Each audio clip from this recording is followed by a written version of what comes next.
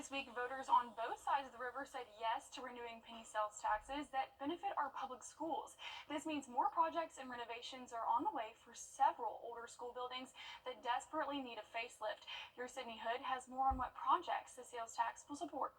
It all depends on the county. Starting in Richmond County, renovations at several schools across the district are on the table. Schools like A.R. Johnson, Glen Hills Middle and High School. District leaders say the sales tax will build new classrooms and replace furniture or equipment at schools throughout the entire school system.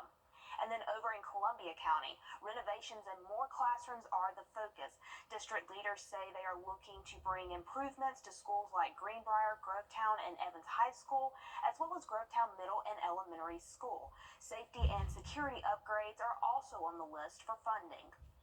And then across the river in Aiken County, district leaders say they're estimating to pour about $285 million into the district. Improvements to Silver Bluff High School, North Augusta Middle, and South Aiken High are just some of the big projects looking to get funded. And then again, this is an extension to the 1% tax voters said yes to in 2014. The money from that went to 5 projects improving schools like North Augusta High School and Aiken High School. And now that each district has the official yes vote, leaders say they expect to start projects soon. It's a phenomenon we've not witnessed in decades. Nearly half of the Richmond County Board. Georgia voters approved 3 measures relating to taxes and property values put on ballots statewide this week.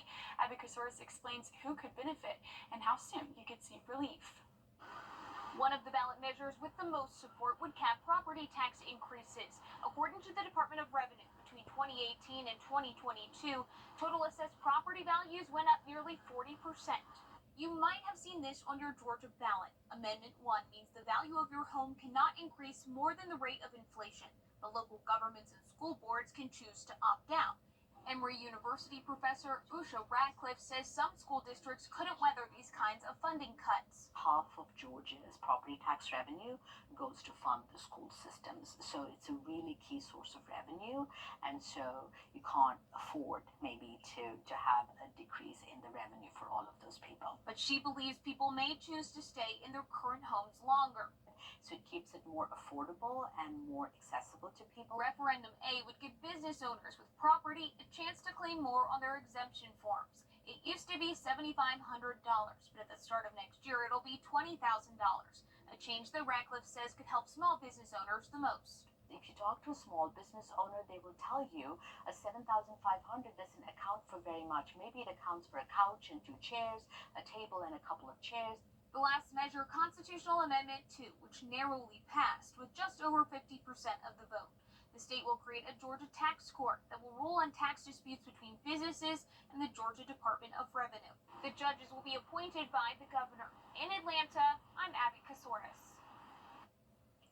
Rudy Giuliani was back in a New York federal court, this time involving his continuing issues with 2 Georgia poll workers from the 2020 election. It comes after a federal judge threatened to hold him. Tuesday was a good night for South Carolina Republicans, as the last several elections have been for the GOP in the Palmetto State. In addition to an easy victory for former President Donald Trump, Republicans picked off seats in the legislature that should help further conservatives' agenda at the state level. State House reporter Mary Green breaks those results down. On Tuesday, Republicans held on to the supermajority they gained 2 years ago in the South Carolina House of Representatives. And with results not yet certified by Wednesday, they also appeared to pick up a supermajority in the state Senate for the first time in 150 years. And it was the kind of enthusiasm that, quite frankly, Democrats just couldn't compete with. Headed into Tuesday, Republicans were just 1 seat shy of a 2/3 supermajority in the 46-member Senate. They had a strong night in the upper chamber, flipping as many as 4 seats these Democrats held, including one represented by longtime PD Senator Gerald Malloy. Things are changing, especially in some of those rural areas, and it gives us more opportunities to compete. Democrats say they invested, quote, unprecedented resources into these races, but believe support for Trump at the top of the ticket, as well as gerrymandering, hurt their candidates. These are not overwhelmingly Democratic seats. These were dogfights all the way through, and sometimes the ball doesn't bounce your way. Democrats were able to hold on to their seats in a few of the most competitive districts in the state, with Heather Bauer defending her Richland County House seat, Spencer Wetmore defending her Charleston County House seat, and current state representative Russell Ott winning the Midland Senate seat that outgoing Democratic Senator Nikki Setzler has held for nearly 5 decades. We're still here. We're not going to, give up. SCGOP Chair Drew McKissick says if he had one disappointment from the night, it was that they didn't grab more. There were so many more opportunities that we could have just didn't have the time and the ability to focus on. This was also the first Senate election under the new boundaries the Republican-dominated legislature redrew and approved during the state's last redistricting cycle. SCGOP Chair Drew McKissick says he doesn't want to downplay the role these new lines played in their success Tuesday night, but he says other factors like straight ticket voting were also important to them as well. Democrats, meanwhile, say they believe these new lines did play a big role in their losses. Reporting from the State House, I'm Mary Green. A 2/3 supermajority means Republicans will be able to block Democrats' filibusters in the Senate. They'll also be able to overcome gubernatorial vetoes in both chambers without needing Democrat support, which Governor Henry McMaster says won't be an issue. Tonight, clouds return, a 30% chance of rain after midnight, low 59 in Gibson. There's your extended forecast. That chance of rain tomorrow through early Monday morning is 40%. Veterans Day, hopefully a little sunshine for the afternoon. Your high Monday around 72. This is the view a Burke County man had from his property. Our I-team has been following the arrest of Jeremy Huffman that happened over 2 weeks ago. One of his neighbors took these photos the day before Huffman was arrested last month and charged for felony eavesdropping. Your I-team has your first look at the body cam video from previous incidents, and we're hearing from the group involved in this dispute. This viral Facebook Live is what landed 35-year-old Jeremy Huffman behind bars and charged with felony eavesdropping. He's out on bond, but questions still linger about why Jeremy was arrested and how he ended up with a felony charge. According to reports, Huffman climbed a tree on his property and filmed a large gathering next door with tents, lights, and loud music. This dispute between landowners has been well documented by the Burke County Sheriff's Office for more than 2 years.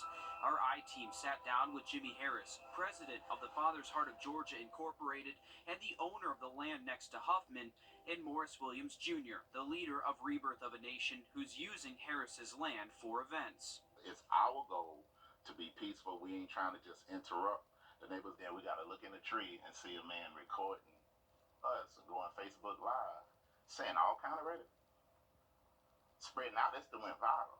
Now the way that the story is being ran, that we just coming in as a terrorist group to take over the county, and all we was trying to do was worship him. A police report says this all stemmed from the Father's Heart of Georgia trying to buy Huffman's property. The first documented report is from October of 2022, when Huffman called deputies to his house for bullets ricocheting off trees in his backyard, according to one incident report. Williams and Harris dispute that no bullets could make it to Huffman's property based on the layout of the range. Body cam video shows deputies responding to each property almost a dozen times since 2022 for noise complaints. That included Huffman playing loud music and the group making loud noises and constant shooting. In a separate video sent to us by a neighbor, you can hear noise coming from the event. The Father's Heart of Georgia Incorporated says this is for a private religious event where the group celebrates their annual feast days for 8 days in October. We be out there. We gather people. We have music. We have food. We teach them things concerning farming, things concerning vegetation, things concerning, just family protection and things of that nature. Throughout the year, you don't hear this. Throughout the year, it's nothing like that.